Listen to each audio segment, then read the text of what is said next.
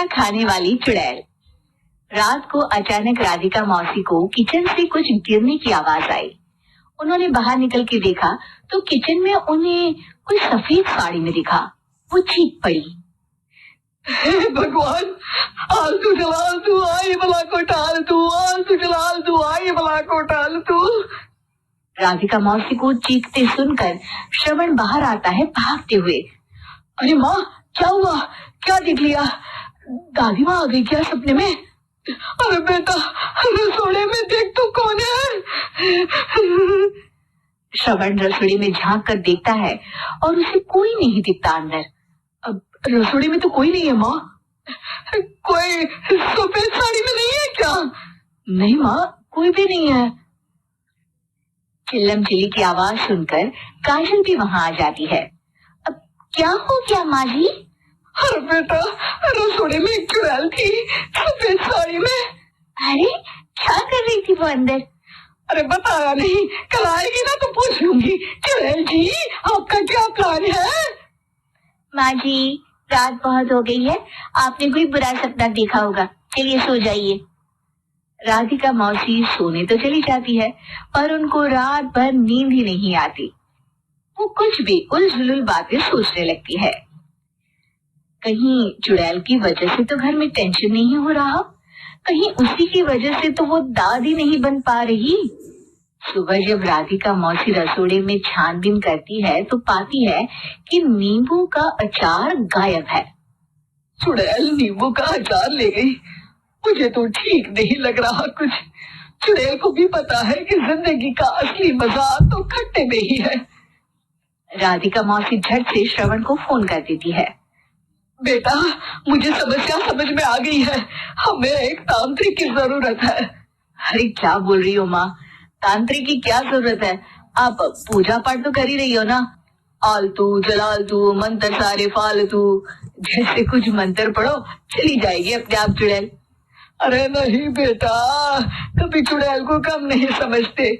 अरे तुझे पता भी नहीं चलेगा कि कभी वो छल करके काजल की जगह घर की बहू खुद बन जाएगी। क्या माँ, कुछ भी बोल रही हो? कहाँ काजल और कहाँ चुड़ैल? वैसे एक बात बताओ, काजल को अगर गाने के लिए बोल देना तो चुड़ैल काजल की आवाज सुनकर घर तो क्या, घर भी लोग छोड़कर चली जाएगी। तुम ना पढ़े लिखे बच्चे हर चीज को मजाक समझते हो। तुम रहने दो, मैं खुद ही तांत्रिक को बुला लेती हूँ। अच्छा सुन, शाम को इमली लेके आना। क्या है कि चटनी खाए बहुत दिन हो गए है ना? नहीं माँ, इमली तांत्रिक से ही मंगवा लो ना, आटा वगैरह भी उसी से पिसवा लेना। देखो मुझे काम करना है। श्रवण रात को कई तरह की सब्जियों के साथ माँ के कहने पे चटनी के लिए इमली भी ले आया था, लेकिन राधिका मौसी के दिमाग में अलग ही फिल्म चल रही थी। उन्हें अब सिर्फ शक ही नहीं यकीन होने लगा था कि शायद चुड़ैल ने श्रवण पर अपना जाल बिछा दिया था, जिस वजह से श्रवण उनकी बात ही नहीं मान रहा था। पर कोई नहीं, आने वाली रात में राधिका मौसी खुद तैयार हो गई चुड़ैल को पकड़ने के लिए। रुद्राक्ष की माला, तुलसी का पत्ता, हनुमान चालीसा सब हाथ के पास ही था, बस चुड़ैल का इंतजार था। और जैसा राधिका मौसी ने सोचा था वैसा ही हुआ। वो चुड़ैल उस रात भी आई, पर वो राधिका मौसी से तेज निकली और राधिका मौसी के उससे पकड़ने के पहले ही वो भाग खड़ी हुई। जरूर बहू पे साया है उस चुड़ैल का, तभी तो श्रवण के कमरे में गई है। और अगली सुबह राधिका मौसी पिछली रात हुए हमले में किन चीजों का नुकसान हुआ उसका हिसाब लगा रही थी। उनके खेमे से एक आम के अचार की शीशी भी गायब हो चुकी थी और वो इमली भी जो कल श्रवण लेकर आया था। राधिका मौसी इस बारे में सोच ही रही थी कि श्रवण जल्दी से रसोड़े में आकर दवाइयों की पोटली ढूंढने लगता है। अरे बेटा, क्या हो गया? अब माँ, वो काजल की तबीयत खराब है, बहुत घबराहट हो रही है उसे। हे भगवान, मैंने पहले ही कहा था कि तांत्रिक को बुला लेते हैं, पर नहीं। अब देखो, उस चुड़ैल ने काजल को अपने वश में करना शुरू भी कर दिया है। हालांकि श्रवण भूतों में विश्वास नहीं करता था, पर अब वो भी डर जाता है और राजी हो जाता है एक तांत्रिक को बुलाने के लिए। कुछ ही घंटों में तांत्रिक आ जाते हैं और राधिका मौसी तांत्रिक जी को सब बता देती है। घोर संकट, घनघोर संकट, चुड़ैल को मारू जोर चाकट, ओम भट स्वाहा खटखा के आहा। अरे ये क्या मंत्र है? मेरे खुद के ओरिजिनल मंत्र है, कल रात को ही लिखे हैं, अच्छे लगे तो दाद चाहूंगा। एक और मंत्र सुनो, अर्ज किया है आब्राकडाब्रा, दिल्ली बम्बई आगरा, चंदा मामा सोरले सुरन मामू जारा। ये मंत्र है? अरे कोई 40 वाली सा पढ़ो ना। वक्त कम है, 40 नहीं पड़ेंगे, 20-25 में काम चलाना पड़ेगा। अलग निरंजन जाके लंदन, मुफ्त का मंजान घिस मेरे नंदन। अरे जल्दी करो तांत्रिक जी, जल्दी करो।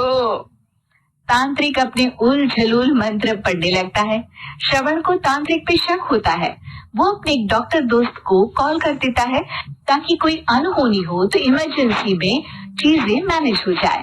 तांत्रिक धुनी रमाता है जिसकी वजह से कमरे में काफी धुआं हो जाता है और जिसकी वजह से बहू की घबराहट बढ़ जाती है।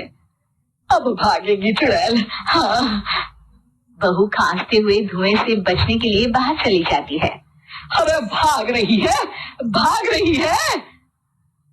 पीछे पीछे श्रवण भी जाता है। बहू एक सोफे पर बैठ जाती है। तभी डॉक्टर दोस्त आ जाते हैं और श्रवण को पानी लाने के लिए कहते हैं। थोड़े चेकअप के बाद डॉक्टर कहते हैं, मेरे हिसाब से जाप का काम पूरा हो गया है। क्या मतलब? अरे कुछ भी नहीं माँ, कोई चुड़ैल नहीं है, खुशखबरी है, अब दादी बनने वाली है। मगर वो सब अचार के डब्बे। श्रवण दोनों अचार के डब्बे अपनी माँ को दिखाता है जो कि उनके बिस्तर के नीचे छुपे हुए थे। आपने सही बोला था माँ, वो चुड़ैल काजल ही थी जो खट्टा खा रही थी। हमें कल ही पता चला, पर हमने आपको ये तांत्रिक वाला काम करने दिया ताकि आपको भरोसा हो जाए कि भूत वगैरह कुछ होता ही नहीं। अच्छा अच्छा, ये तो बड़ी खुशी की बात है, पर बेटा मुझे एक झाड़ू तो ला दे। क्यों माँ? ये तांत्रिक का भूत उतारती हूँ मैं। अब तांत्रिक राधा मौसी के डर से घर से भाग निकलता है और राधा मौसी उसके पीछे भागती है। अब संकट ये घनघोर है, तांत्रिक मुआ चोर है।